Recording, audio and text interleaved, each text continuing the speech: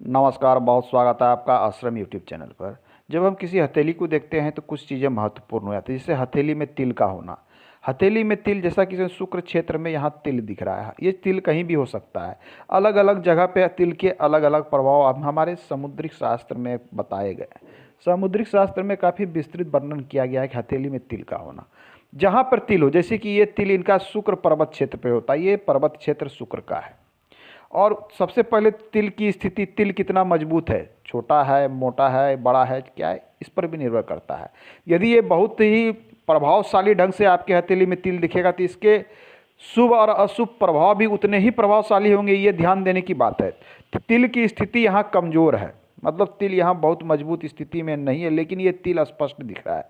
अब है कि शुक्र पर्वत की स्थिति, क्योंकि तिल जहाँ अवस्थित है वहाँ के पर्वत की स्थिति भी महत्वपूर्ण हो जाती है। तो शुक्र पर्वत की स्थिति यहाँ सामान्य है। सामान्य करता है कि बहुत अच्छा नहीं है, लेकिन सामान्य अवस्था में है। शुक्र क्या दिखलाता है? आपके जीवन में भौतिक सुख सुविधा को दिखलाता है। अच्छे रहन सहन, अच्छे खान पान, गाड़ी बंगले, सुख सुविधा, भोग विलास, भौतिक चीज़ों की जितनी भी प्राप्ति होती है लाइफ में, वर्तमान समय में क्या है, लोग भौतिक सुविधा पर अधिक डिपेंड हो गए हैं। तो भौतिक चीज़ों की जितनी चीज़ें होती है सुख सुविधा की, वो आपको शुक्र दिखलाता है। तो शुक्र पर यहाँ सामान्य स्थिति है, मतलब इनकी सुविधा सामान्य स्थिति में सामान्य रहेगी। साथ में ये तिल बनना, तिल यहाँ पर निगेटिव प्रभाव डालेगा, मतलब इनके सुख सुविधा पे ये नकारात्मक इफेक्ट ये तिल डालेगा।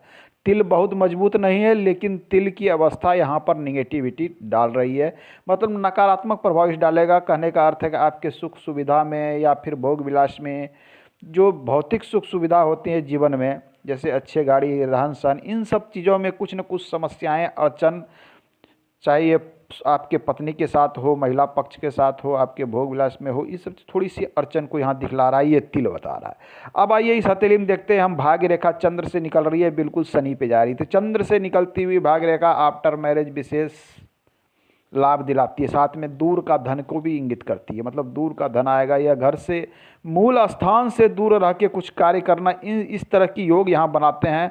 तो भाग्य रेखा बहुत अच्छी स्थिति में, जीवन में धन का फ्लो लगातार बड़ा बना रहेगा। साथ में भाग्य रेखा के साथ कुछ ब्रांचेज जो यहाँ से आगे बढ़ रहे हैं, ये बता रहे हैं कि एक से अधिक स्रोत से धन आएगा, मतलब धन आगमन का जो स्रोत होगा इनके साथ हो सकता है कि एक से अधिक हो, दो हो, तीन हो, अधिक हो सकता है, क्योंकि इनके हथेली में सफलता की कई रेखा यहाँ से निकल रही है। तो ये सभी एक स्रोत उत्पन्न करने के, ये सफल होने को दिखलाते हैं, इन सब चीज़ों को दिखला। अब ये एक इसमें एक सीमियन रेखा की बात कर लेते हैं। ये रेखा जो है लाखों में 2 4 5 व्यक्ति की हथेली में हम देखते हैं।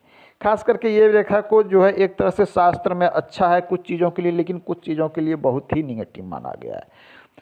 तो ये धन के सृजन के लिए जहाँ अच्छा माना जाता है, वहाँ इनके स्वभाव विचार जो हृदय रेखा और मस्तिष्क रेखा यहाँ आपस में मिल रही है, अर्थात मन में असमंजस की स्थिति ये उत्पन्न करता है। मन कुछ और कहता है, मस्तिष्क उसमें सामंजस्य नहीं बैठा पाता है। दोनों जबकि मिल गई है तो यहाँ पर मन में कन्फ्यूजन होना, सामंजस्य नहीं बैठना, मन व्यथित होना, इस प्रकार का चीज़ दिखलाता है। साथ में किसी कार्य में एक रूपता, एक समरसता को दिखलाता है। कहने का अर्थ है यदि इनका इन पर मन हावी हो जाएगा, अर्थात हृदय हावी हो जाएगा, तो बहुत ही करुणा स्वभाव के व्यक्ति हो जाएंगे, कोई भी इनको हैंडल कर लेगा, जो जो कहेंगे सुन लेंगे।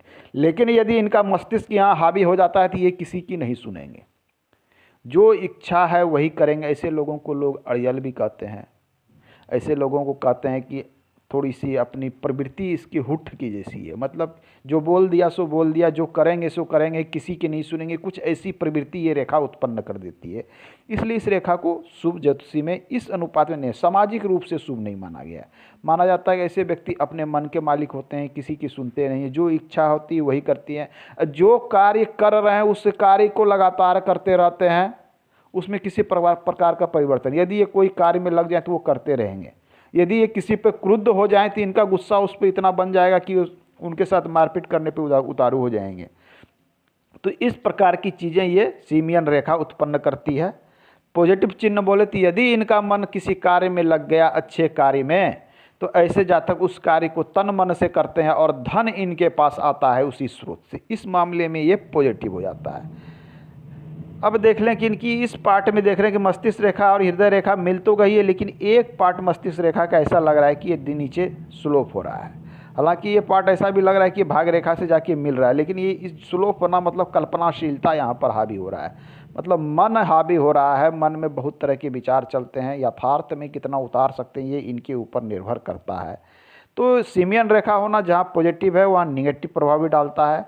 हथेली में अन्य भी कई चिन्ह आइए, इनके हथेली में कुछ मनी ट्रायंगल तरह से भी कुछ चिन्हें बन रही है, लेकिन ये चिन्हें इतने स्पष्ट नहीं है। देख लीजिए, इसे कहते हैं बड़े व्यवसाय की रेखा, मनी धन त्रिभुज या मनी ट्रायंगल भी इसे कहा जाता है।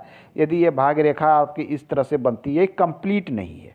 कालांतर में यदि ये पूर्ण रूप से यदि ये कंप्लीट हो जाती है तो ये माना जाता है कि इनके पास जीवन में अत्यधिक मात्रा में धन रहेगा। ये अत्यंत शुभ चिन्ह मानी जाती है।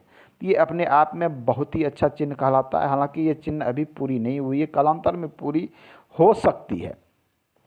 हथेली में एक निगेटिव चिन्ह जैसा लग रहा है, ऐसा लग रहा है कि यहाँ शनि पर वलय बन रहा है।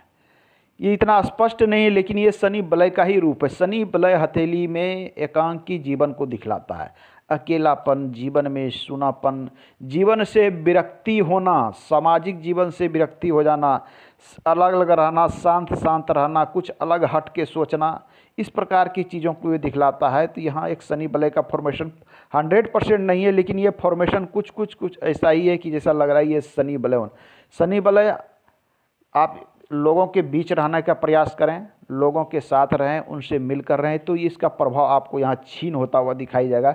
अन्यथा ये वलय हावी होता है तो एकांकी जीवन, कभी कभी ये साधु सन्यासी तरह के लोग बन जाते हैं, चुपचाप रहना, सबसे अलग रहना, इस तरह की चीज़ें भी ये उत्पन्न करती है। तो आज के अंक में इतना ही, मिलते हैं अगले अंक में, पुनः बात करेंगे हम। धन्यवाद।